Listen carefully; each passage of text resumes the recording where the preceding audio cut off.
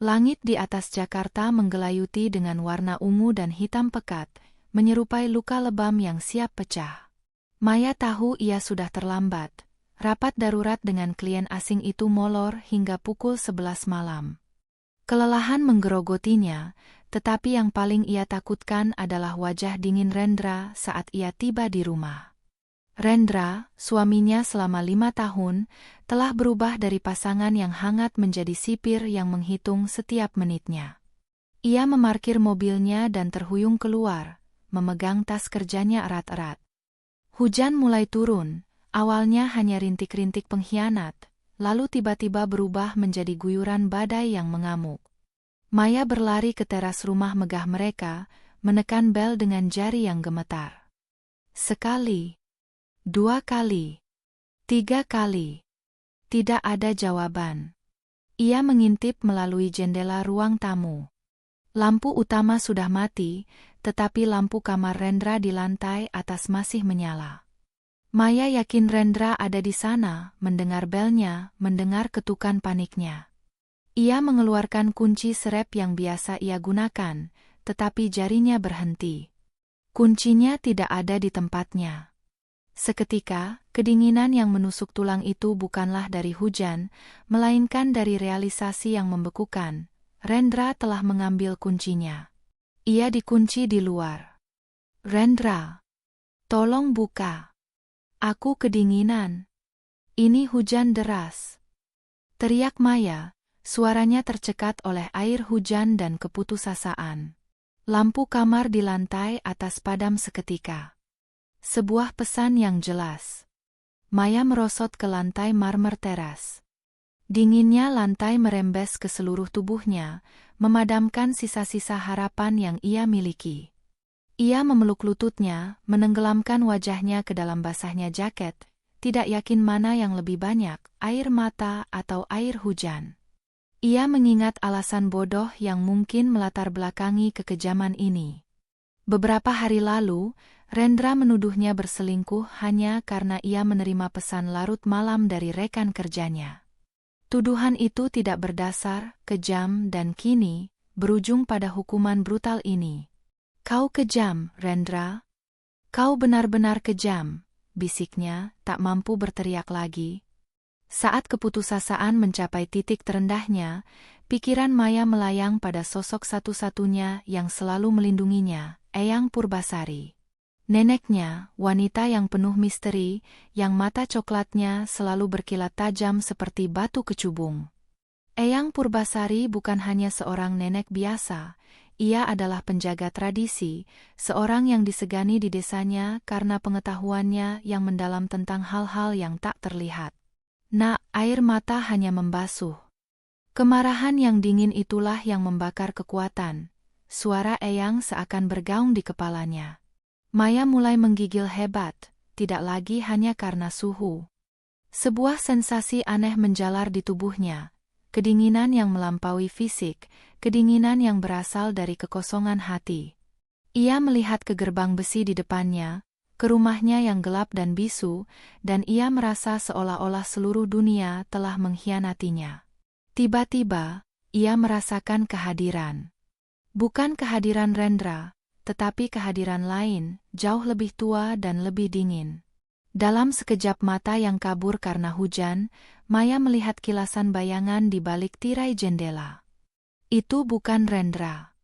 Itu adalah sosok wanita tua, siluetnya ramping namun tegak, dengan tatapan yang menghujam tajam ke arahnya. Itu adalah Eyang Purbasari. Angin kencang berdesir di telinganya, membawa suara yang sangat rendah, seperti gesekan batu. Suara itu hanya mengucapkan satu kata, tetapi kata itu bergema di tulang sumsum Maya, menghancurkan sisa-sisa keputusasaannya. Hancurkan. Maya tersentak. Rasa dingin yang awalnya mematikan kini berubah menjadi energi listrik yang menyengat. Ia tidak lagi menggigil karena takut, tetapi karena tekad yang baru lahir.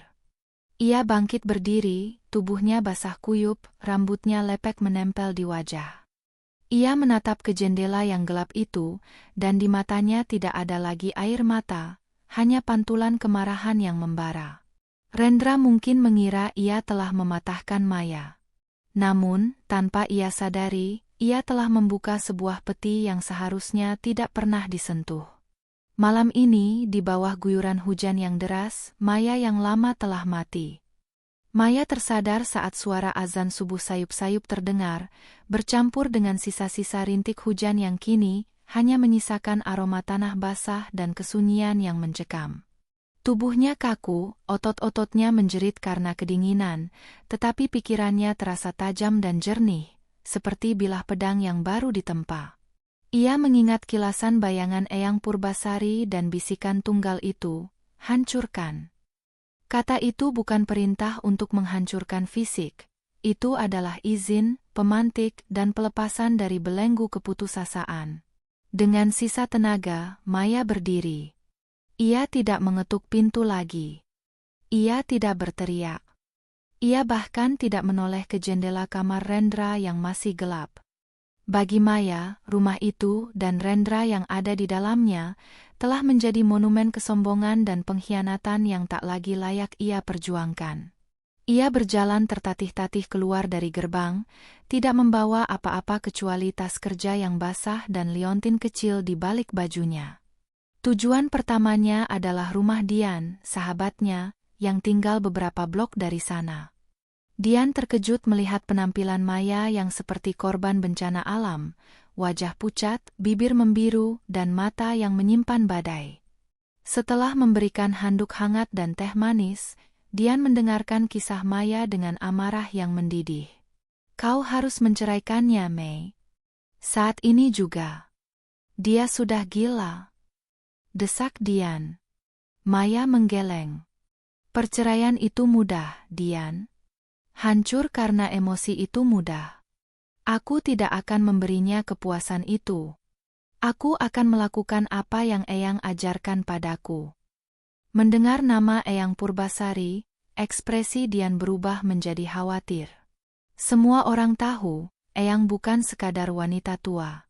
Ia adalah kuncen di desanya dan cerita-cerita tentang kekuatannya, terutama yang terkait dengan menjaga keadilan keluarga, cenderung mistis dan menakutkan.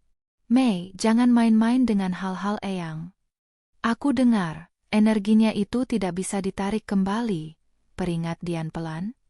Energi adalah energi, jawab Maya datar. Eyang mengajarkanku cara menggunakan air mata menjadi api, bukan cara menangis. Aku harus kembali ke rumah Eyang.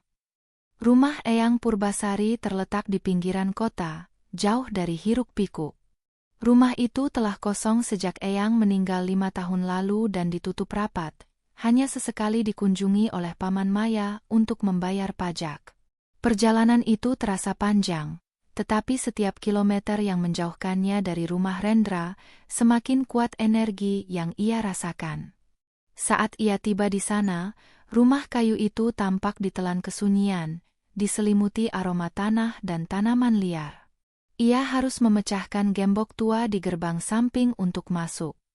Begitu kakinya menginjak halaman, sensasi dingin yang ia rasakan semalam di teras Rendra kembali, tetapi kali ini, itu bukan kedinginan yang melemahkan. Ini adalah kedinginan yang bertenaga, seolah-olah udara di sana mengandung listrik yang beku. Maya menuju ruang penyimpanan belakang, tempat yang selalu dilarang Eyang masuki. Ruangan itu penuh debu, tetapi di sudutnya, tersembunyi di balik tumpukan kain batik tua, ia melihatnya, peti kayu jati berukir naga kecil. Peti itu bukan sembarangan. Itu adalah peti warisan yang selalu disebut-sebut Eyang sebelum meninggal. Peti itu terkunci, tetapi Maya ingat kunci itu selalu ia gantung di kalung liontin kecil yang ia pakai sejak remaja. Liontin batu akik hitam yang kini terasa hangat di lehernya. Ia meraih liontin itu, memutarnya, dan menemukan kunci kecil tersembunyi di dalamnya. Saat ia membuka peti, aroma dupa kering dan minyak kenanga yang sudah tua langsung menyeruak, menusuk hidungnya. Di dalamnya, terdapat beberapa benda. Selembar kain sutra yang sudah usang, sebuah belati kecil dengan ukiran yang rumit, dan yang paling penting, sebuah buku harian kuno dengan sampul kulit berwarna gelap yang terikat dengan tali merah. Maya mengeluarkan buku harian itu. Begitu ujung jarinya menyentuh kulit buku, energi dingin yang kuat memancar. Maya merasakan seolah-olah ia tidak sendirian. Kehadiran Eyang begitu nyata, seolah Eyang Purbasari sedang berdiri di belakangnya, mengawasi setiap gerakannya, mengawasi apakah ia layak menerima warisan ini. Ia merasakan bisikan semalam kembali, kali ini lebih jelas dan lebih dalam, seolah berasal dari dalam inti buminya. Nak, gunakan apa yang kutinggalkan. Jangan hancurkan dirimu. Hancurkanlah kebohongan yang memenjarakanmu. Hancurkan, dan temukan kekuatanmu. Maya menarik napas dalam-dalam. Di matanya, pantulan cahaya redup dari jendela menari, seakan menyulut kembali api yang telah padam. Ia tidak lagi melihat Rendra, hujan, atau kedinginan. Yang ia lihat hanyalah buku harian tua itu, yang menyimpan rahasia tentang cara mengubah rasa sakit dan kehancuran menjadi alat yang mematikan. Babak baru kehidupannya baru saja dimulai. Setelah berhasil masuk ke rumah Eyang Purbasari dan membuka peti warisan, Maya duduk bersandar di lantai kayu yang dingin, memegang erat buku harian bersampul kulit gelap. Debu dan keheningan ruangan itu seolah-olah menjadi filter yang memisahkannya dari hiruk-pikuk dunia, terutama dari pengkhianatan Rendra. Ia merasa seolah-olah memasuki dimensi waktu Eyang, di mana kebijaksanaan dan kekuatan kuno masih hidup. Fokus Maya tertuju pada liontin batu akik hitam yang ia pakai. Ia meneliti liontin itu lebih dekat di bawah cahaya pagi yang masuk melalui celah jendela. Permukaannya tidak mulus, ada ukiran simbol kuno yang samar, yang kini memancarkan kehangatan lembut, kontras dengan kedinginan yang menusuk tulang yang ia rasakan semalam. Liontin ini bukan hanya kunci fisik peti, tetapi juga kunci energi yang dibahas Eyang. Ia membuka buku harian itu dengan hati-hati. Kertasnya rapuh, tintanya tampak seperti ditulis dengan arang dan darah. Tulisan Eyang Purbasari, meskipun menggunakan bahasa Jawa kuno yang puitis, memiliki ketajaman yang menakutkan. Di halaman pertama, tertulis sebuah mantra, Tirta Panguripan lan Geni Pangamuk. Air kehidupan dan api amarah. Buku itu lebih dari sekadar buku harian, itu adalah jurnal studi okultisme dan kearifan lokal.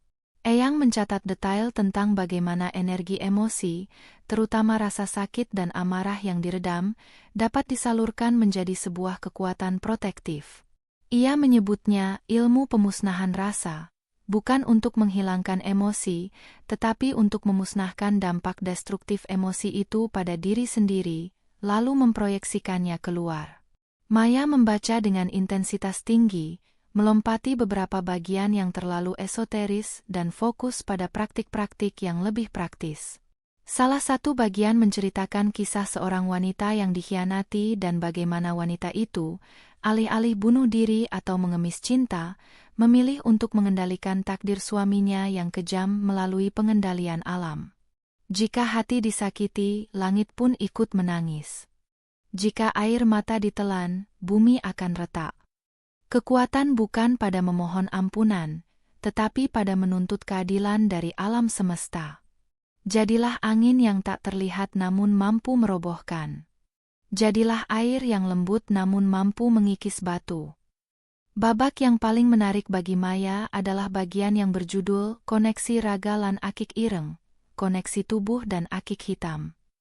Di sana Eyang menjelaskan bahwa liontin batu akik hitam yang kini dikenakan Maya adalah sebuah fokus, penyerap rasa sakit dan pemancar energi yang terfokus.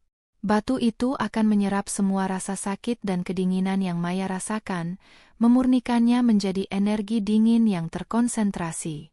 Maya memejamkan mata, memegang liontin itu di telapak tangannya. Ia membiarkan ingatan akan malam di bawah hujan membanjiri dirinya. Rasa dingin yang menusuk, marmer teras yang beku, suara Rendra yang bisu, dan rasa pengkhianatan yang pahit. Saat ingatan itu memuncak, liontin itu terasa sangat panas, hampir membakar. Kemudian, tiba-tiba panas itu hilang, digantikan oleh sensasi mati rasa yang menenangkan. Rasa dingin yang ia rasakan semalam seakan-akan telah disedot keluar. Maya membuka mata. Ia tidak lagi merasa lelah. Ia tidak lagi merasa sakit. Yang tersisa hanyalah kekosongan terkendali dan kesadaran yang sangat tajam. Selain buku harian dan liontin, di dalam peti itu juga ada selembar kain sutra yang dibungkus rapi. Ketika dibuka, di dalamnya terdapat sebuah peta kuno yang sangat detail, bukan peta geografis, melainkan peta alur energi rumah Rendra. Eyang rupanya telah menyiapkan segalanya, mengetahui bahwa suatu hari Maya mungkin membutuhkan alat untuk menghadapi ancaman dari dalam rumahnya sendiri. Maya menyadari, warisan Eyang Purbasari bukanlah sihir gelap, melainkan ilmu psikologi energi yang sangat kuno. Eyang tidak ingin Maya menjadi korban. Eyang ingin ia menjadi kekuatan. Tiba-tiba, ia teringat lagi kata hancurkan. Itu adalah kata sandi yang membuka pintu menuju potensi terbesarnya. Bukan menghancurkan Rendra secara fisik, tetapi menghancurkan dominasinya, kebohongannya, dan segala sesuatu yang dibangun di atas penderitaan Maya. Ia membalik halaman terakhir buku harian itu, dan di sana, dengan tulisan tangan Eyang yang tegas, terukir kalimat penutup yang menjadi tekad barunya. Jika orang yang seharusnya melindungimu justru menghancurkanmu, gunakan api yang mereka sulut untuk membakar jembatanmu. Hancurkan, sebelum kau yang dihancurkan. Dan yang pertama harus kau hancurkan adalah ilusi cintanya. Maya menutup buku harian itu. Ia telah menemukan jejak Eyang Purbasari. Sekarang, ia harus berjalan di atas jejak itu.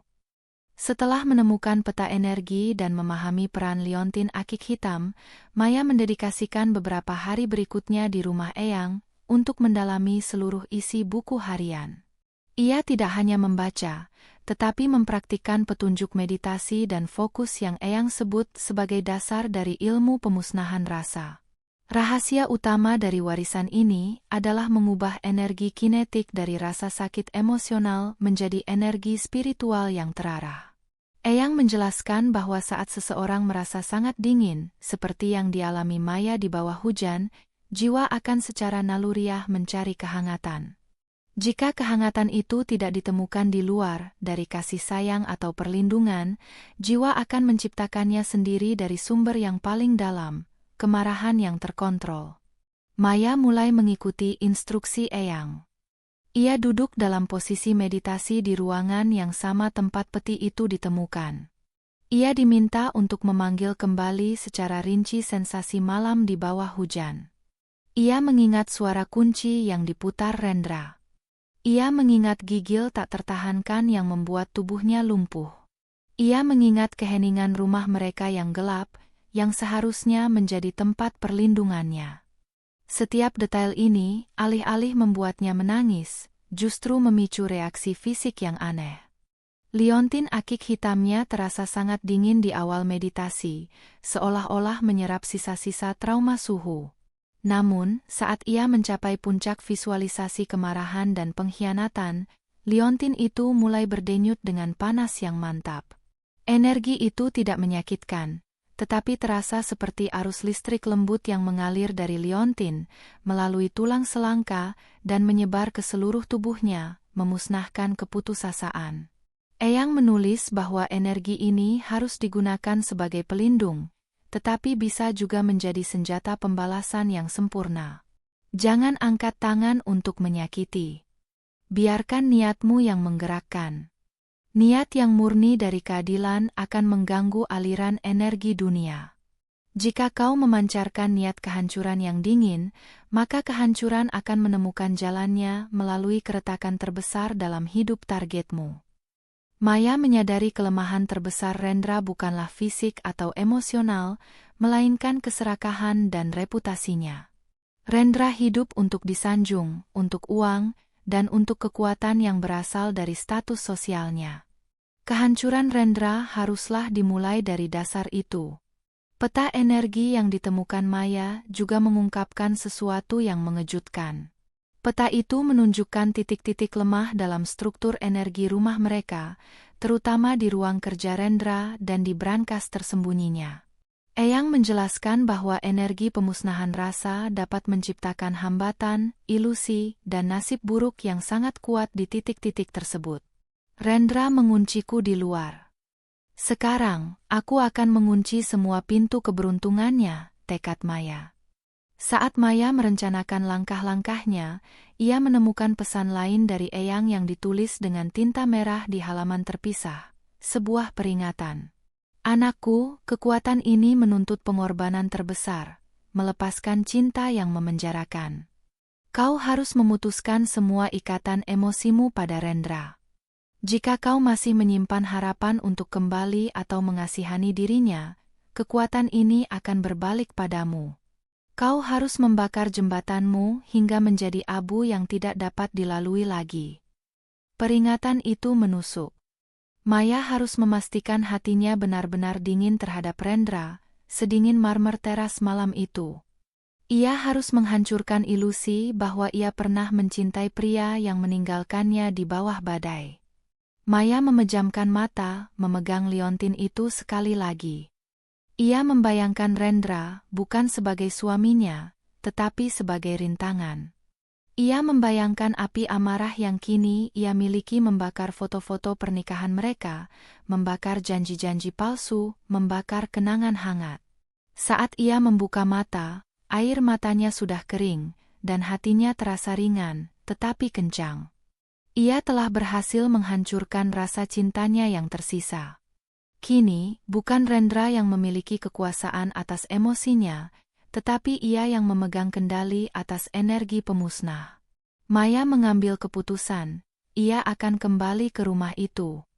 Bukan sebagai istri, tetapi sebagai penuntut keadilan yang dipersenjatai dengan warisan Eyang.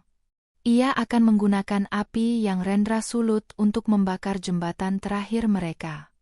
Maya kembali ke kota setelah menyelesaikan proses penemuan diri di rumah Eyang. Ia tidak langsung kembali ke rumah Rendra. Sebaliknya, ia menyewa apartemen kecil di pusat kota, kembali bekerja, dan mempertahankan penampilan luar yang tenang dan profesional. Tidak ada yang tahu betapa dinginnya energi yang kini ia bawa. Meskipun kembali ke rutinitas, kehidupan Maya tidak lagi sama. Setiap pagi dan malam, ia menghabiskan waktu 30 menit untuk meditasi, mengalirkan rasa sakit dan amarah ke dalam liontin akik hitamnya. Ia merasa koneksi liontin itu semakin kuat, seolah-olah batu itu adalah perpanjangan dari jiwanya yang dingin. Suatu sore, saat sedang menyeduh teh di apartemen barunya, ia membaca kembali bagian buku harian Eyang tentang proyeksi niat. Eyang menekankan bahwa energi pemusnahan rasa bekerja dengan memproyeksikan kekacauan batin ke dunia fisik. Maya, yang sedang memikirkan Rendra dan rasa frustrasinya yang mendalam, secara refleks menggenggam liontinnya erat-erat. Ia membiarkan niat dinginnya mengalir. Rendra pantas merasa terisolasi. Saat ia membuka matanya, ia melihat cangkir teh porselen yang baru saja ia sentuh. Tiba-tiba, tanpa disentuh lebih lanjut, cangkir itu retak dan pecah menjadi dua bagian yang bersih, teh panasnya tumpah ke meja. Maya membeku. Ini bukan kecelakaan. Cangkir itu berada di tengah meja, dan tidak ada retakan sebelumnya. Ia merasakan sensasi geli, campuran antara teror dan kekuatan yang luar biasa. Ia menyadari, kekuatan ini nyata, dan ia harus mengontrolnya dengan ketat. Ia tidak boleh menggunakannya untuk hal-hal sepele, tetapi untuk menghancurkan fondasi pengkhianatan Rendra. Tak lama kemudian, Rendra mulai menghubunginya. Setelah 3 hari di mana Maya tidak dapat dihubungi dan absen dari rumah, Rendra mulai khawatir, bukan karena cinta, tetapi karena reputasi. Ia takut Maya akan membuat keributan dan merusak citranya sebagai suami yang sempurna di kalangan rekan bisnis. Rendra mengirim serangkaian pesan yang manipulatif, permintaan maaf yang dangkal, diikuti dengan ancaman terselubung. Sayang, aku sangat menyesal malam itu. Aku hanya emosi. Pulanglah, kita bisa bicara. Jangan bertindak bodoh dan merusak nama kita. Kau tahu betapa pentingnya posisiku. Maya menanggapi dengan pesan singkat yang dingin, kita akan bicara. Tapi tidak di rumah itu. Mereka setuju untuk bertemu di sebuah kafe publik. Maya datang, mengenakan pakaian profesionalnya, tetapi di bawah blazernya, liontin akik hitam berdenyut. Rendra, meskipun berusaha terlihat tenang, tampak gelisah. Ia terus mengusap pelipisnya. Maya tahu, kecemasan Rendra sudah dimulai bahkan sebelum ia muncul. Maya, kenapa kau melakukan ini? Kau tahu betapa susahnya aku bekerja. Jangan bertingkah seperti anak-anak. Rendra memulai dengan nada merendahkan, mencoba mendapatkan kembali kontrol. Maya menatapnya lurus. Tatapannya kini benar-benar kosong dari emosi, sedingin liontin yang ia kenakan. Aku melakukan ini karena kau mengunciku di luar saat hujan, Rendra. Kau membiarkanku kedinginan. Malam itu, kau memutuskan hubungan kita. Kau membuangku, kata Maya, suaranya pelan tetapi menusuk. Rendra mendengus. Itu hanya drama kecil. Aku hanya ingin memberimu pelajaran. Sekarang lupakan saja, pulanglah. Para klien mulai bertanya-tanya mengapa kau tidak ada di acara amal kemarin. Disinilah Maya menggunakan kekuatan barunya untuk pertama kali. Ia tidak berkata apa-apa. Ia hanya memusatkan niatnya, niat untuk menciptakan kecemasan yang melumpuhkan pada Rendra. Ia memproyeksikan sensasi dingin dan isolasi yang ia rasakan malam itu langsung ke Rendra. Seketika, Rendra terdiam. Matanya melebar, dan ia mulai melihat sekeliling kafe seolah-olah ia sendirian di tengah ruangan kosong. Ia mulai merasa sangat dingin, meskipun ruangan itu hangat. Apa yang kau lihat? Rendra bergumam, tangannya gemetar. Maya hanya tersenyum tipis, senyum yang tidak mencapai matanya. Aku tidak melihat apa-apa, Rendra. Tapi kau terlihat sangat kedinginan. Sama seperti aku malam itu. Rendra panik. Ia bergegas berdiri, menjatuhkan cangkir kopinya, kali ini karena panik bukan karena niat Maya, dan berkata, aku harus pergi. Kita lanjutkan nanti. Ia melarikan diri, meninggalkan Maya duduk sendirian. Maya menyesap tehnya yang baru. Cangkir itu utuh. Ia telah berhasil mengendalikan energi pemusnahan rasa. Ujian awal telah selesai. Rendra tidak hanya takut kehilangan reputasinya, tetapi kini ia juga dihantui oleh rasa dingin dan paranoid yang ditanamkan Maya. Permainan baru saja dimulai, Rendra, bisik Maya, melingkarkan jarinya di sekitar liontin akik hitam. Setelah pertemuan singkat di kafe, Maya memantapkan rencananya. Ia tahu serangan emosional dan psikologis saja tidak cukup. Untuk menghancurkan Rendra sepenuhnya, ia harus menghancurkan fondasi kekuasaan pria itu, kekayaan dan statusnya. Maya adalah seorang manajer proyek senior di sebuah firma konsultan besar, dan ia memiliki akses ke banyak informasi keuangan Rendra, karena mereka sering berinvestasi bersama. Dalam beberapa hari terakhir, saat ia mengatur ulang keuangannya dan menarik diri dari semua aset bersama, ia menemukan sesuatu yang lebih keji daripada sekadar pengkhianatan pribadi. Rendra, yang menjabat sebagai CEO di perusahaannya sendiri, sedang terlibat dalam skema penggelapan dana besar-besaran, memanipulasi kontrak tender pemerintah dan menyalurkan uang ke rekening luar negeri yang tersembunyi. Pengkhianatan Rendra tidak hanya bersifat pribadi, tetapi juga kriminal, dan Maya berpotensi ikut terseret jika ia tidak bertindak cepat. Penemuan ini menyulut kembali api amarah Maya, namun kini amarahnya jauh lebih terarah dan dingin, didukung oleh ajaran Eyang. Ia tidak lagi hanya membalas rasa sakitnya, tetapi juga menegakkan keadilan. Maya kembali ke rumah Eyang Purbasari, kali ini membawa laptop dan dokumen keuangan yang berhasil ia salin secara diam-diam. Ia mempelajari peta energi yang Eyang tinggalkan, yang kini ia pahami sebagai peta titik-titik fokus psikologis dan logistik. Titik kunci yang ditandai adalah ruang kerja Rendra dan kantor utama perusahaannya. Eyang tidak hanya memberiku alat untuk melindungi hati, tetapi juga untuk membersihkan kekacauan, gumam Maya, menyadari betapa jauh ke depan visi neneknya. Rencana Maya dibagi menjadi 2 fase. Fase logistik, internal Maya mulai menyaring dan menyusun bukti-bukti kejahatan Rendra. Ia tahu ia tidak bisa menyerahkan bukti ini terlalu cepat, atau Rendra akan curiga. Ia harus menunggu saat yang tepat, ketika Rendra sudah mulai panik dan membuat kesalahan. Fase energi, eksternal menggunakan liontin akik hitam, Maya memusatkan niat kehancurannya pada proyek-proyek bisnis Rendra yang paling berisiko. Ia memproyeksikan keretakan dan kekacauan ke dalam setiap transaksi penting Rendra. Maya mulai mempraktikkan proyeksi niat ini saat Rendra bersiap untuk menandatangani kontrak bernilai puluhan miliar dengan investor asing. Sambil memegang liontin itu, Maya membayangkan kontrak itu menjadi debu, membayangkan ketidakpercayaan merasuki pikiran para investor. Di hari penandatanganan, Maya mendapatkan kabar dari salah satu kenalan di kantor Rendra. Seluruh pertemuan berjalan kacau balau. Para investor tiba-tiba menarik diri, menuduh Rendra menyembunyikan laporan keuangan yang krusial, padahal laporan itu ada di hadapan mereka. Rendra bersumpah bahwa laporan itu ada, tetapi ia tidak dapat menunjukkannya di antara tumpukan kertas yang kini tampak berantakan dan menipu. Kerugian finansial sangat besar. Lebih buruk lagi, reputasi Rendra mulai retak. Tak lama setelah kegagalan itu, Rendra menghubungi Maya lagi, tetapi kali ini nada suaranya berubah drastis dari meremehkan menjadi panik dan curiga.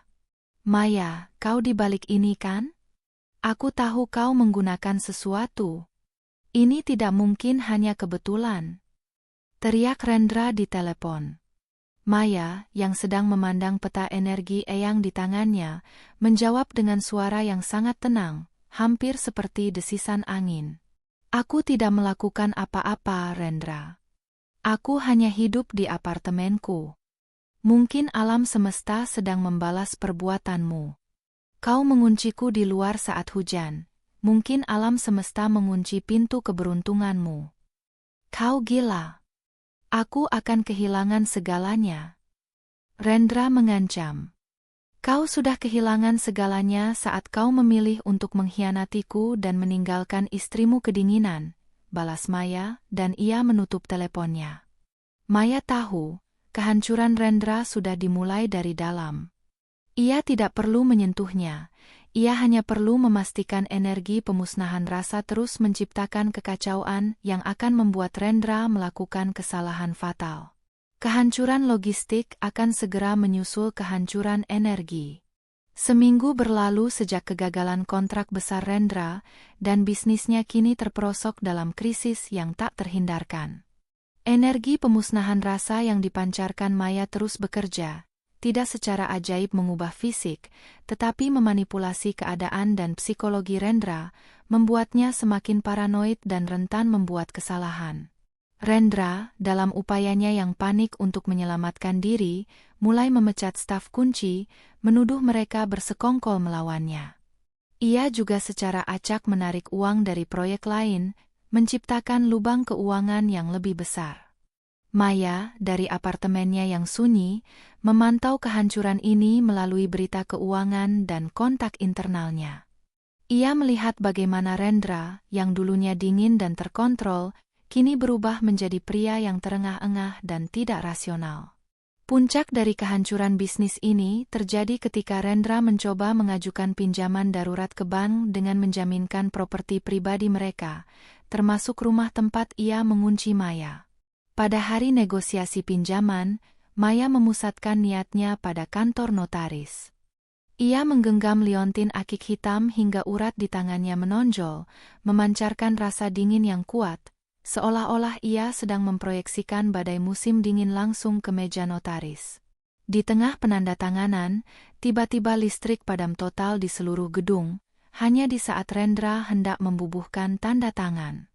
Ketika listrik kembali menyala, dokumen utama pinjaman, surat bukti kepemilikan yang asli, menghilang dari map. Rendra mengamuk, menuduh notaris mencuri. Notaris itu, yang ketakutan, bersumpah dokumen itu ada di sana semenit yang lalu. Kekacauan ini cukup untuk membuat pihak bank menarik diri. Mereka mencurigai Rendra sedang dalam masalah hukum serius. Maya tahu siapa yang bertanggung jawab atas kehilangan dokumen itu. Itu adalah energi yang ia pancarkan, yang menciptakan kekacauan logistik yang sempurna.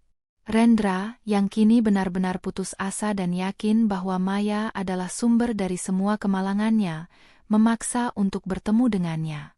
Kali ini, ia datang ke apartemen Maya tanpa diundang. "Buka. Maya, aku tahu kau di sana. Kau menggunakan sihir eyangmu." Rendra menggedor pintu apartemen Maya dengan brutal. Maya membuka pintu, wajahnya tenang, mata gelapnya menatap kosong ke Rendra. Rendra, yang tampak tidak terawat, dengan dasi yang longgar dan wajah yang dipenuhi stres, langsung melompat menuduh. "Semua ini terjadi sejak kau pergi. Dokumen hilang, investor pergi, semua orang melihatku seperti penipu. Kau menggunakan ilmu hitam, kan? Katakan padaku."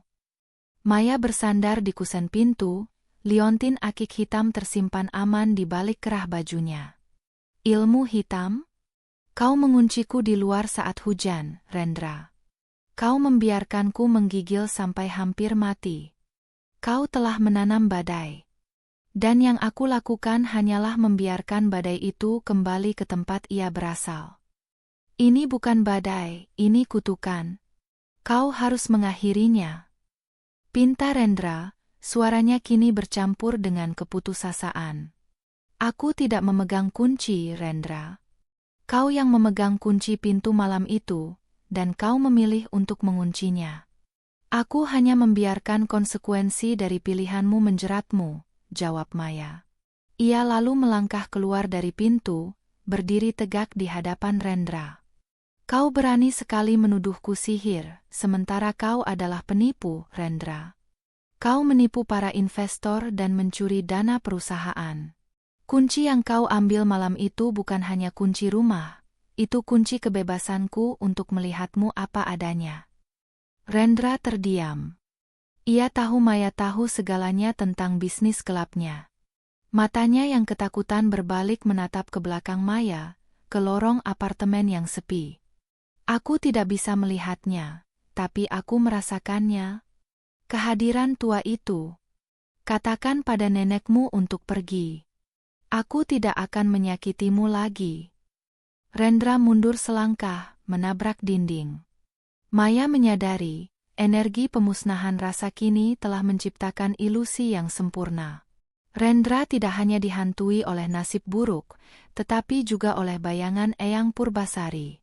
"Aku tidak bisa menyuruh eyangku pergi, Rendra. Karena ia ada di mana-mana. Ia ada dalam dinginnya hatiku yang kau ciptakan," Maya berkata pelan. Maya menutup pintu apartemennya dengan perlahan, meninggalkan Rendra yang berdiri di luar, sendirian, dipenuhi rasa dingin yang melampaui suhu ruangan. Kehancuran bisnis Rendra kini hanya tinggal menunggu waktu. Setelah pertemuan dramatis di apartemen Maya, paranoia Rendra mencapai puncaknya. Ia kembali ke rumah mereka yang megah, tetapi ia tidak menemukan kedamaian. Sebaliknya, rumah itu terasa seperti gua es yang luas, meskipun pemanas ruangan dihidupkan penuh. Energi pemusnahan rasa yang dipancarkan Maya kini berfokus pada penghantaran ilusi dan rasa terisolasi yang mendalam. Rendra mulai melihat bayangan di sudut matanya, selalu sekilas sosok wanita tua yang tegak, mengenakan kebaya tradisional, dengan tatapan yang sangat menghakimi.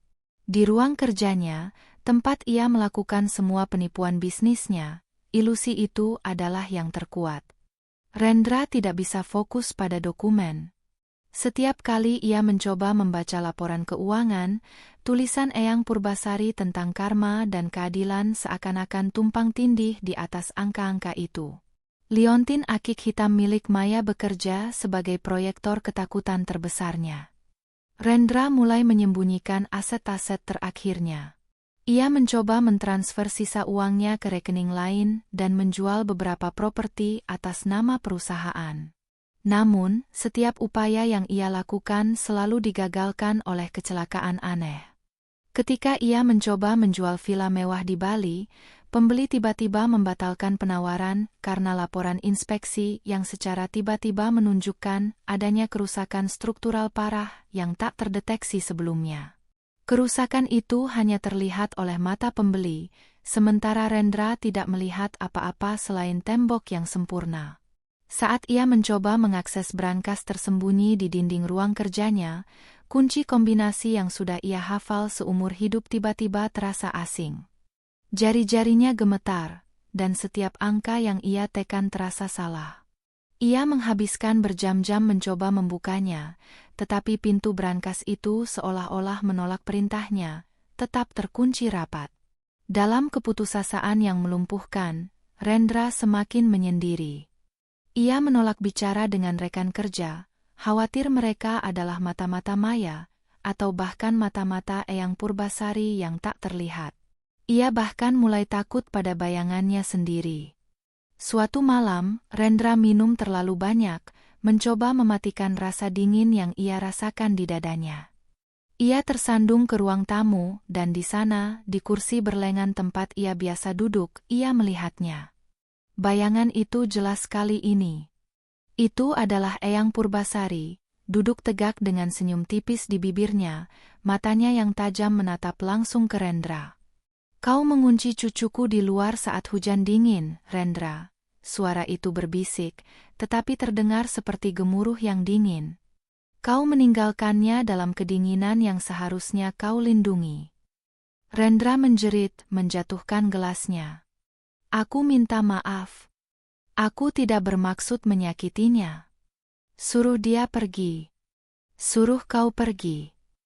Bayangan Eyang Purbasari tidak bergerak, hanya tatapannya yang semakin menusuk. "Kedinginan yang kau berikan padanya kini adalah kedinginan yang kau rasakan. Kau ingin menghancurkannya, tetapi yang kau hancurkan adalah dirimu sendiri." Rendra berlari menaiki tangga, terkunci di kamar tidurnya, meringkuk di sudut, tubuhnya menggigil hebat seolah suhu di sana di bawah nol. Ia merasakan isolasi yang sama, ketidakberdayaan yang sama, dan kedinginan yang sama persis yang Maya rasakan malam itu. Maya, yang berada bermil-mil jauhnya, merasakan liontin akik hitamnya memanas dengan intensitas yang belum pernah ia rasakan sebelumnya. Ia tahu, energi pemusnahan rasa kini telah mencapai targetnya, memicu kehancuran mental Rendra. Rendra tidak bisa melarikan diri dari konsekuensinya, karena konsekuensi itu kini hidup di dalam pikirannya sendiri, dipersenjatai dengan bayangan nenek yang tak kenal ampun. Ia memeriksa dokumen-dokumen yang telah ia siapkan. Semua bukti penipuan Rendra sudah lengkap. Dengan kehancuran mental Rendra yang sempurna, kini adalah saat yang tepat untuk melancarkan serangan logistik terakhir. Malam itu, cuaca kembali mendung dan dingin, seperti mengulang kembali insiden awal. Rendra, yang kini menjadi penghuni yang ketakutan di rumahnya sendiri, tidak berani menyalakan lampu. Ia terperangkap di ruang kerjanya, mencoba mencari satu pun dokumen penting yang bisa ia selamatkan, tetapi kekacauan di sekitarnya begitu besar. Di luar, mobil patroli polisi berputar di jalan. Maya telah mengirimkan paket bukti yang kuat mengenai penggelapan dana Rendra ke pihak berwenang, bersama dengan detail tentang lokasi rekening tersembunyi. Kehancuran logistik yang Maya rencanakan kini menjadi kenyataan. Rendra mendengar sirene yang semakin mendekat. Panik, ia mencoba melarikan diri, tetapi pintu ruang kerjanya terasa macet. Ia mendorong, menarik dan menendangnya, tetapi pintu itu seolah-olah dilas dari luar. Ini adalah titik fokus energi yang Eyang tunjukkan di peta, tempat di mana niat pemusnahan rasa Maya menciptakan hambatan fisik yang paling kuat. Ia terperangkap. Ruangan itu kini terasa semakin dingin, meskipun ia berkeringat karena panik. Rendra merangkak di lantai, mencari jalan keluar lain, tetapi semua jendela terkunci rapat, bahkan yang ia tahu kuncinya hilang. Saat Rendra mencapai titik histeria, ia mendengar suara. Bukan sirene, tetapi suara yang dikenalnya, pelan dan dingin, seperti air yang membeku. Maya berdiri di luar pintu ruang kerja itu.